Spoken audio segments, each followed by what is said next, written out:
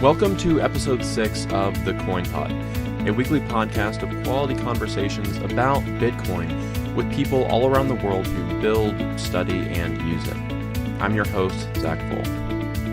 The security vulnerabilities of centralized cryptocurrency exchanges are attributes very much inherent to centralized exchange. Andreas frequently comments that there are only two types of centralized exchanges, the ones that have been hacked and the ones that have yet to be hacked. And he's right, as the long and continually growing list of hacks demonstrates, from TradeHill to Bitcoin 7 to MTGOX to Kraken to Ubit and others. An alternative to centralized exchange comes in the form of decentralized exchanges, of which one of the most promising is Bisq, spelled B-I-S-Q. Today, Chris Beams, co-founder of Bisq, joins me to chat about decentralized exchanges categorically, and more specifically the Bisq project, its goals, challenges, opportunities for contribution, and much more. Listening to his comments is worthwhile for Bitcoiners who dislike centralized exchanges, and for those who still frequently, and maybe exclusively, use Coinbase, Poloniex, Bitfinex, and other exchanges. Without further delay, here's Chris.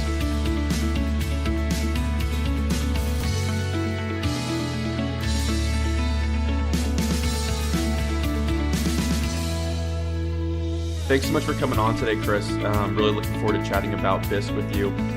Before we jump into it, though, could you tell us a little bit about how you first got into Bitcoin per se, how it piqued and held your interest?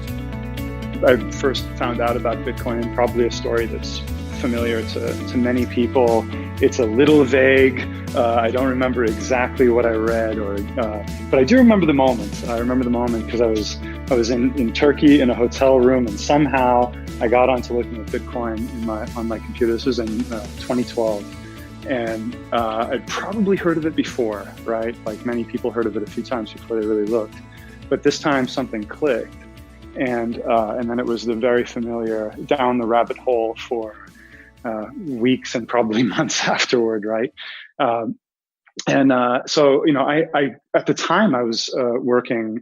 I've worked in open source for a long time, and I was working with a team that builds a Java development framework, enterprise application development framework called Spring.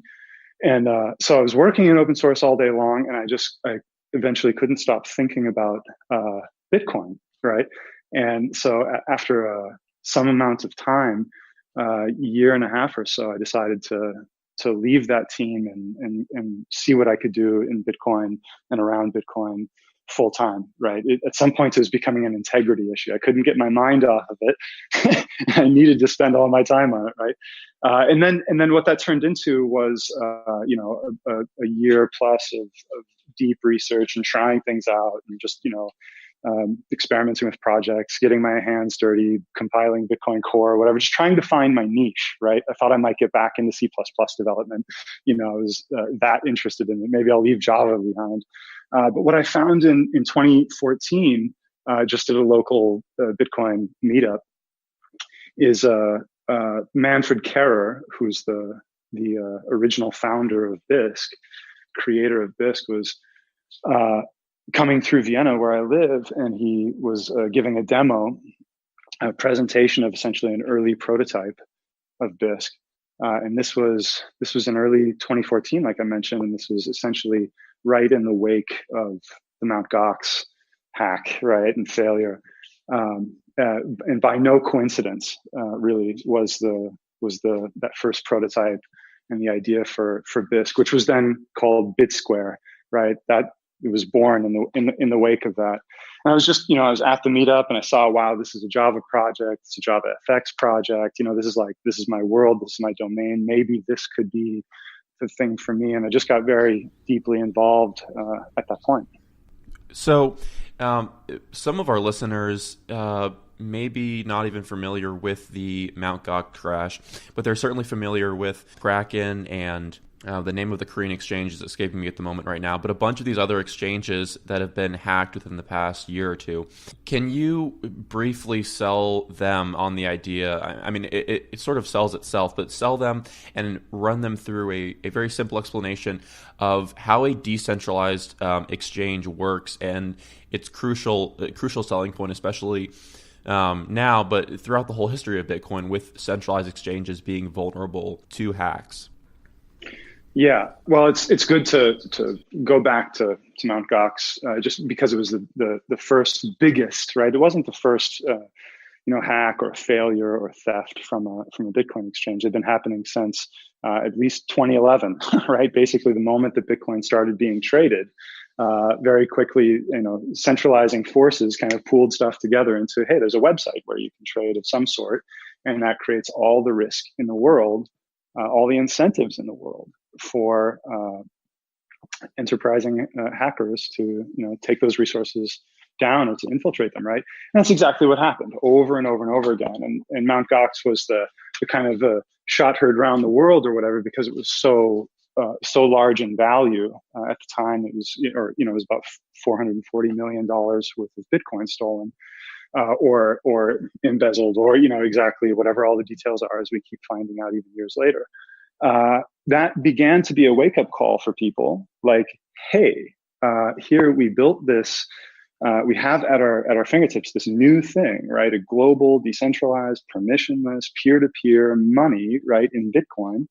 Well, why are we acquiring and why are we buying and selling that through centralized single points of failure, choke points on the system that can be, that pool risk and create these negative incentives?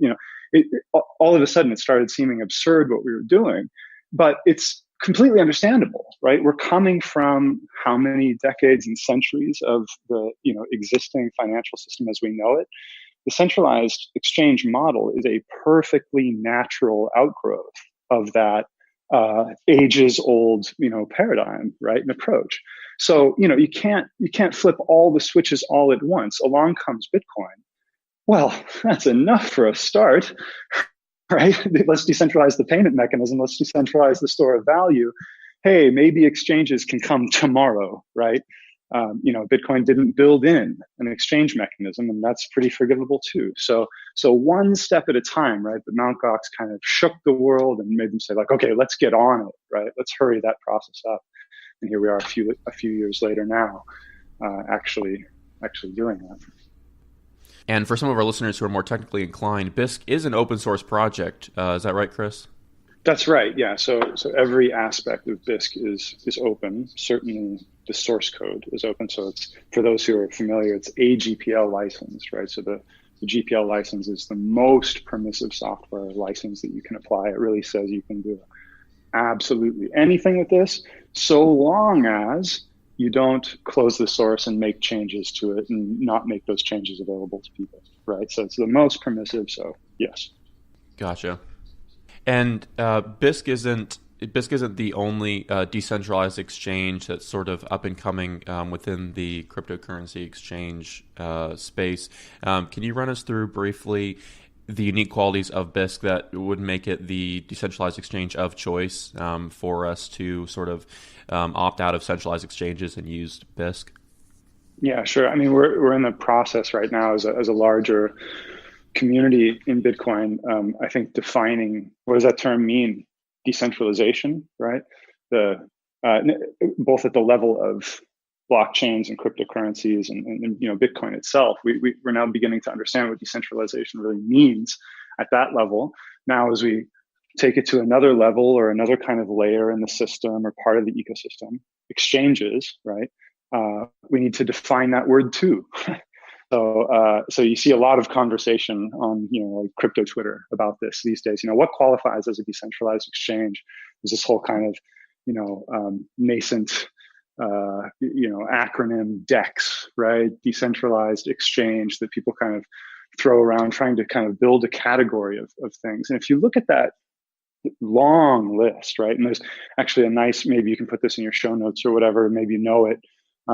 There's a nice simple GitHub repository that's been being put together over the last weeks. That's a list of I think it's like 100+ entries long of all the things that could possibly be considered a decentralized exchange, all the projects out there. And the authors of that resource are, just in real time trying to figure out what's the taxonomy, how do we, what kind of different attributes of decentralization are there? And can you have a few and still call yourself decentralized? You have to have all of them to call yourself fully decentralized, right? Et cetera, et cetera. So that's essentially just not an easy answer, but I can tell you what our approach to it is. And from the beginning, we want to take essentially a no compromises approach to decentralization, because decentralization is a means to an end, right? Decentralization isn't a feature. Decentralization is a pain in the ass. Makes everything harder, right? So if you're going to make something decentralized, you better have a super good reason, because you're signing up for like 10x the difficulty in building whatever it is that you want, at least. So for us, decentralization is the means to the ends of security and privacy in exchange transactions, right? And furthermore, also censorship resistance in exchange transactions. The exact same reasons that Bitcoin is decentralized. That censorship resistant part, it must be decentralized if it's not going to be subject to some kind of shutdown, right? And so the same thing with an exchange that's designed to provide an on-ramp and an off-ramp, ingress and egress from Bitcoin to the fiat world. Well, that needs to be available. That needs to be not shut downable, right? So that's why decentralization matters, right? Is the censorship resistance part, also security, right? By having no central party, no central entity, no central servers, no centralized bank accounts, no hot wallets, no cold wallets, no nothing, right? Bisq can't hold anything by design. So it's non-custodial, meaning that the only place that funds can be held is all the way out at the edges, by the users, by the traders, right? So if you're a trader using Bisq, a buyer, a seller, right? You have your Bitcoin, you have your other crypto tokens, you have your US dollars and your euros, your bank accounts, and you're going to use those to engage in trades on Bisq. So that's about security, first and foremost. You're never giving over your funds to a trusted third party. And then there's privacy, right? That when you want to engage in a trade, when you want to, as we say, place an offer to trade, hey, I'd like to buy, 0.2 Bitcoin or whatever it is, place an offer. You're anonymous by default in the system, or technically pseudonymous, right? According to your onion address, right? Because every Bisq client is a Tor onion service. So you used to be called hidden services, right? But when you're running Bisq, you're running a Tor hidden service, and so you have an onion address, and that's the only thing that the network knows you as. So that's your pseudonym, right? None of your other personal details are made available, because none of your other personal details are necessary to engage in offering to buy or sell on Bisq, or taking someone else's offer. It's only at that point where you actually take someone else's offer, or someone takes your offer. Only at that point do you share just enough information with just that person, your counterparty, to settle that trade. And so you both know up front, the only reason you were able to trade with each other in the first place is that you have some coincidence of wants, right? You both want to, that person wants to sell Bitcoin, you want to buy it. That person has access to US dollar payment methods like bank transfers or Venmo or Cash App or whatever. And so do you, right? So you've both agreed not only on let's trade Bitcoin for USD, but you've also agreed let's settle that trade via payment method X, right? So when you actually then connect with each other over Bisq's peer-to-peer network and say, okay, I want to take your trade, you're getting information sent to you, encrypted against your onion address, which is a public key, right? So only you can read this. You get it. Bisq client unpackages that for you and presents it to you, and it says, go send whatever 0.2 Bitcoin worth of dollars is to this cash tag on Cash App, or this, email address with Zelle, or this, routing number and account number via an ACH transfer, or whatever it may be. And that's all the more you potentially ever know. It's all you ever need to know about that person. So no system that's going to allow people to engage in crypto fiat trading over the internet, no system could ever be perfectly private. That's not the nature of fiat transactions over the internet. But what you can do is minimize, right? You can minimize the surface area and when your information is exposed. So for us, privacy is about control over personal information, right? Security is about the safety of your funds. Privacy is about you as a user getting to control your own personal information. So those are the things that we wanted to take a no compromises approach to, right? Security, privacy, and censorship resistance. And that's why it needs to be actually fully decentralized, right? So when you look at the other entrants in that list, you'll see lots and lots of interesting projects, like projects that are bigger than Bisq, more successful than Bisq so far, right? They're doing interesting things technically, but you can sort of broadly categorize them, very, very broadly categorize them into, there's all of the decentralized exchanges, just going back to your original question, right? There's all of the decentralized exchanges that are what we call crypto, right? And they may be really and truly decentralized.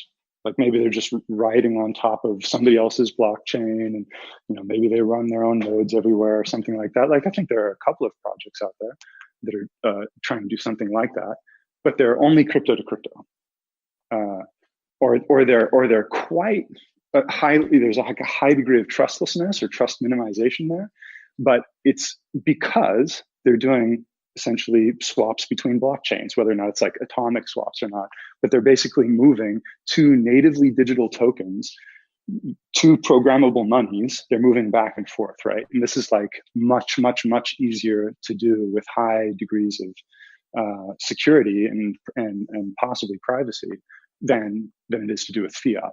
So there's like all the crypto dexes or decentralized exchanges.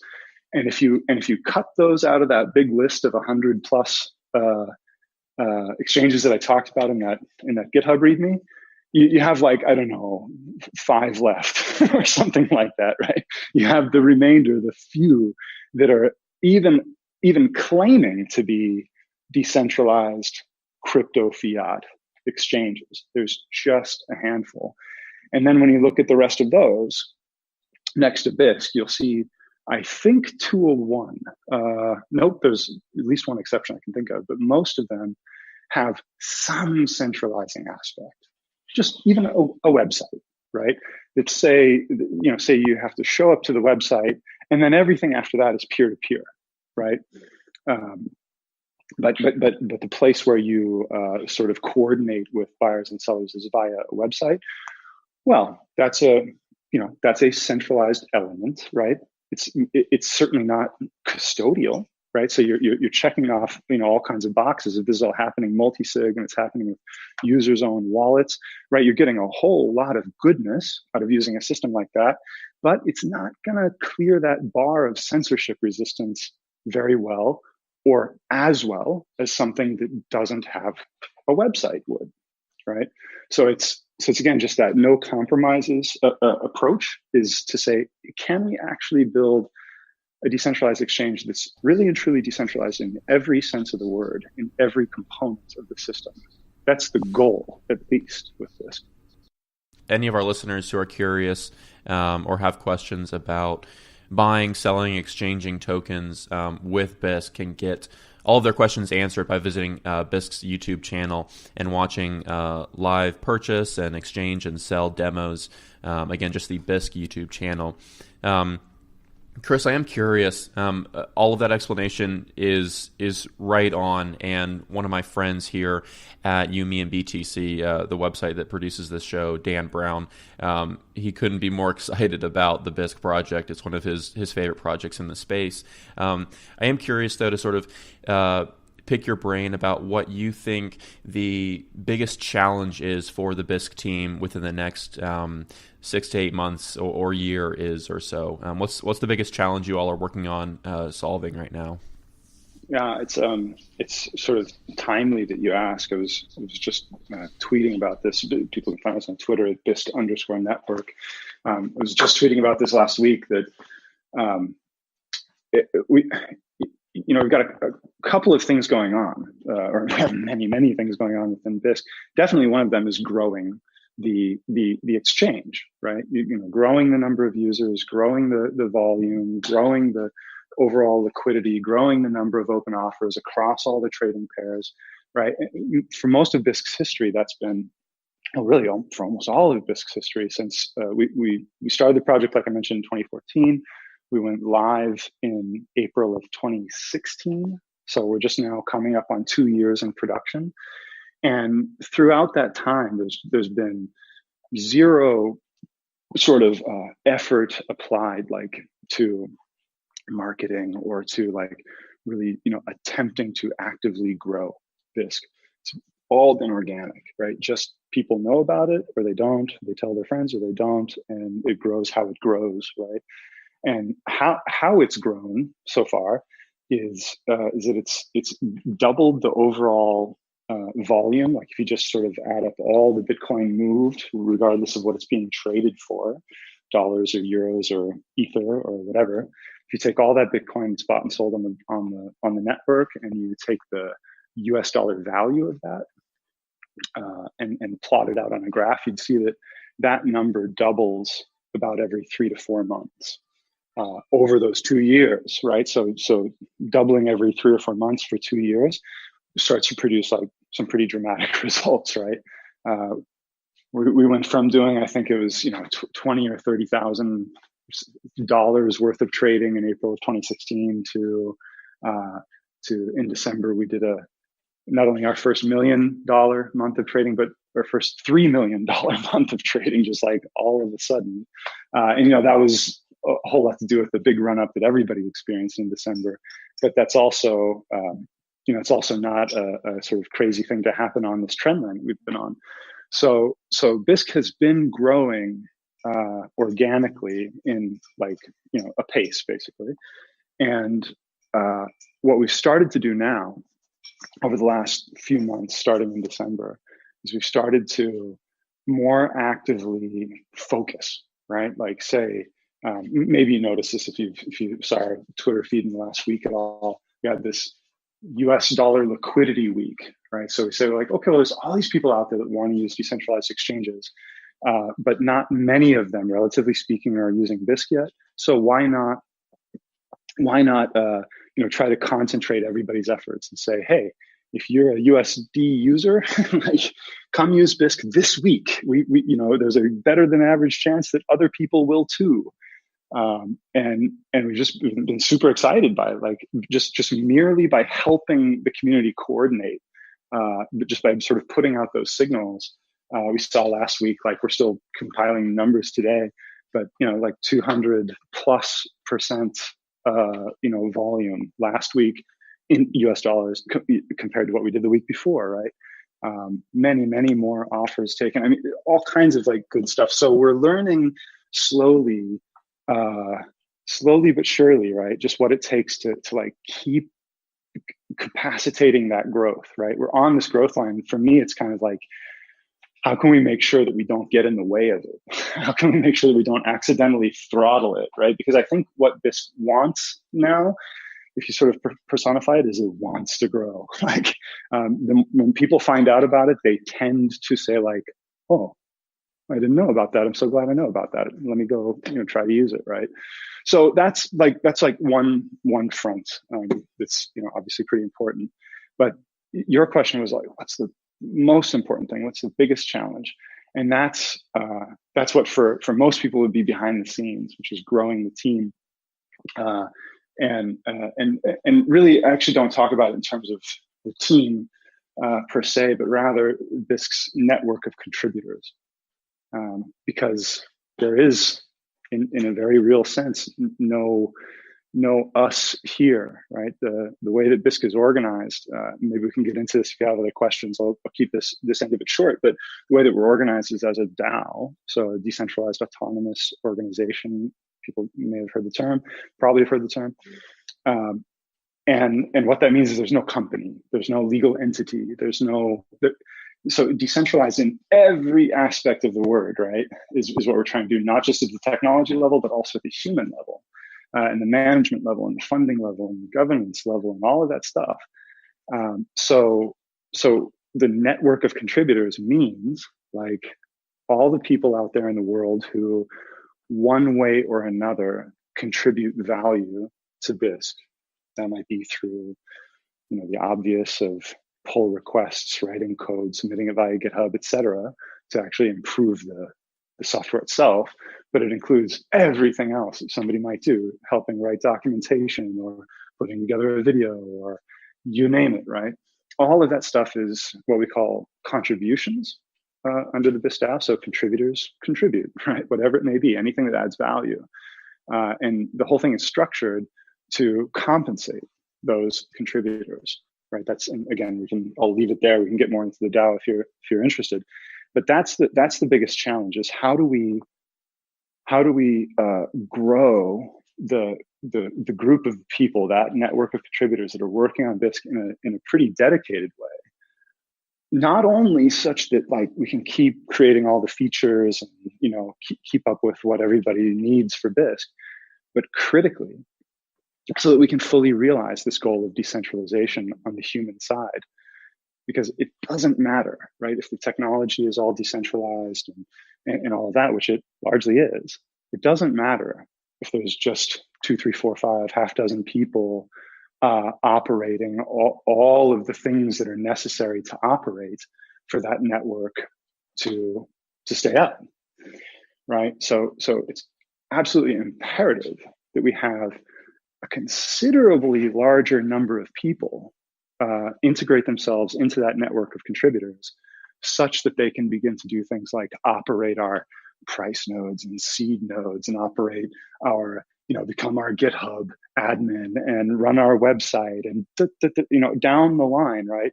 So that systematically over this next period of months, we'll see how long it takes. The goal is to systematically eliminate the role of founder, right? That, right now as a co-founder of Bisq, I'm responsible for about 18 roles, right? These are all like very clearly delineated. We report on the roles that we do every month, under the DAO structure and so on. It's like ridiculous. Like nobody can do 18 roles, right? Including me, but I'm nominally responsible for all of them. And so the goal is to one by one, have contributors come along and be able to take on those roles, such that we end up in an end state where we exit this current kind of phase that we're in. We call this phase 0 of the Bisq DAO, which is essentially a kind of controlled pre-release state. We can talk more about that later. But to exit that and really go fully live with the Bisq DAO and this token that we have involved, which is called BSQ, for all of that to go live on Bitcoin mainnet, and this to turn into a situation where people can contribute to Bisq and be compensated in a token that they can turn right around into whatever their local currency is using Bisq, right? This is about finding a business model for an open source, network on top of Bitcoin. And in order to be able to do that, in order to be able to flip that switch and actually go live with all of that, we have to be in a situation where we're actually decentralized enough to take it. Right. So that's the big challenge, is not just finding people to do that, but finding people that actually earn what's required to do that. Because to take on a role within Bisq, you have to put up a bond in BSQ. You actually have to have earned a lot of BSQ in order to take on any sort of trusted role under the DAO. So it's really a big challenge, like I know this is a long answer to your question, but it's kind of like the biggest deal we have going on. It's really a big challenge. And that's why we've actually, like just in the last few days, said, okay, now it's time for a strategic change of tack, right? Like we must explicitly, not just go find these contributors, right? We need to go make these contributors, right? Because finding the people that we need is very, very difficult. There are not a lot of people out there that have the skills necessary, the time necessary, right, that are in a position to do this sort of thing. So what we want to do is begin helping bring people up, right? So we're going to start doing what we call Bisq tech sessions, where people can come and listen to me and Manfred and other Bisq contributors talk about every aspect of the system and how it works and how we make things private and secure and how everything works under the hood, all with the goal of bringing people on board, right? So we've mentioned the YouTube channel a couple times and the GitHub repository. Our listeners can also follow Chris on Twitter at cbeams. But Chris, to your point about contributing and learning about Bisq, are there other resources worth mentioning where listeners can learn about Bisq and, more importantly, learn about how they can contribute to Bisq's growth?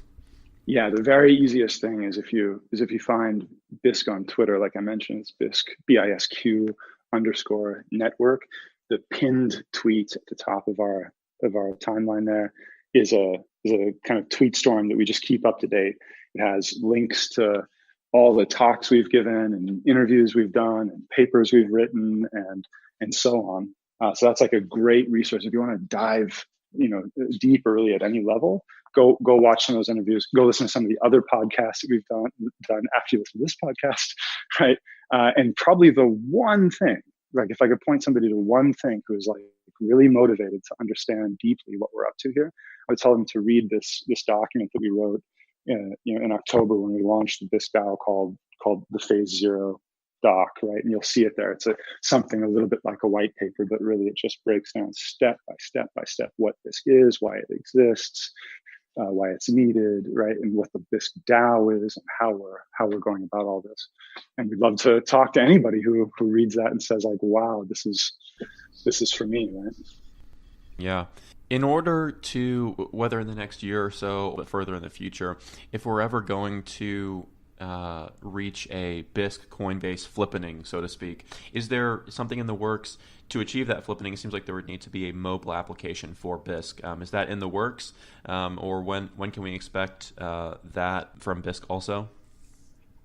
Yeah, interesting, fun question, right? So I think it's actually a big opportunity to sort of dig into that. Is that even the goal?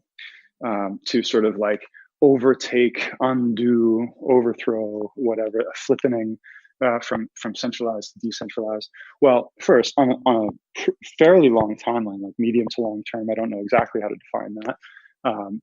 I do think there's a good shot that we'll get to a place where people are using decentralized exchange network to do crypto fiat trading, like a non-trivial number of them, right?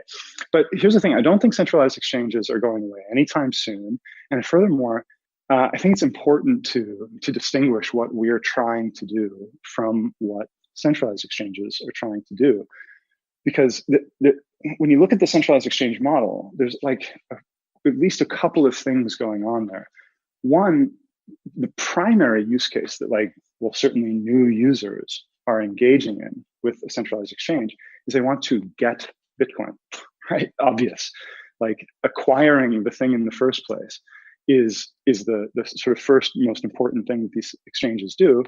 And that's all good, right? Then there's this second, use case, class of use cases called speculative trading of Bitcoin or whatever other token, right? For the purpose of profit, right? And this is like a perfectly valid use case. Wonderful. Everybody can do that all day long. Nothing against day traders. It's all good, right?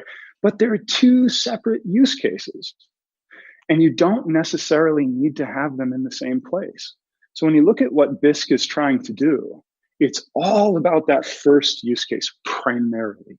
It's about allowing that first use case to happen, acquiring Bitcoin and getting some fiat back when you need, right, in a way that's secure and private and censorship resistant. Now, people do use Bisq to trade speculatively. Thank goodness, right? We need them there, right? But that's not the primary function with Bisq. We'd be fools if we didn't, sort of meet their needs over time, and we add features regularly that makes market makers and liquidity providers' worlds better. But why we exist is to be a system that allows users to get ingress and egress back and forth, a bridge between the crypto and fiat world, and particularly a bridge between the Bitcoin and fiat worlds. So with that said, like, what can we expect to see? What are the timelines? Yeah, I have no idea, honestly. But what I hope to see is the emergence of something like a global fiat to Bitcoin foreign exchange network, like a layer in the Bitcoin ecosystem. And the way I sort of have this in my mind's eyes, people are now getting really facile with thinking about Bitcoin as a layered system. The base layer is, the Bitcoin blockchain, and second layer like Lightning and so on. And we're all beginning to imagine third layers and fourth layers and what have you, right? So we're beginning to have a matured vision of that. I see this network, this global fiat to Bitcoin foreign exchange network and layer, more like a layer on the side, right? It's the layer that gets you access to that whole stack called Bitcoin and all of its layers. You have to get in, right? So how do you get in? And the answer right now is, a network of centralized, sort of risk pools at the edges of the Bitcoin network. What we want is a first-class network designed to do this. That's built on top of Bitcoin. That's natively Bitcoin, right? That's what Bisq is. It's natively Bitcoin. It's an application that uses the Bitcoin protocol as an application protocol, just like web applications use HTTP as an application protocol. Bisq uses Bitcoin as an application protocol for doing our escrow and things like that, right? We also use Tor as a transport layer, right? So it's not like perfectly analogous to web apps or something like that, but that kind of thinking, right? I think when a network like that really emerges, we're not going to want 10 of them. Just for all the reasons that network effects are network effects, you're going to want one of them. So I think that's my hope, right? And of course, I hope that system evolves in a direct way out of Bisq, right? It'll probably be a very different, kind of situation by the time we get there. But that's what we built Bisq to be. That's what it wants to be when it grows up. Is that layer? Is that network? That makes a lot of sense. I guess you'll have to forgive me for the Bisq flippening question, or Bisq Coinbase flippening question, being a little bit ill-informed. But that makes perfect sense. That the centralized exchanges are, in a sense, serving a fundamentally different function than decentralized exchanges. Although there is a significant degree, an important degree of overlap. I can't thank you enough, Chris, for coming on and explaining Bisq to me. This has been an informative, educational conversation for me personally, and I know it will be for our listeners also. Are there any final comments or suggestions that you want to leave our listeners with? Maybe tell them, I guess we already mentioned where they can follow you and Bisq on Twitter, but anything to wrap up our chat?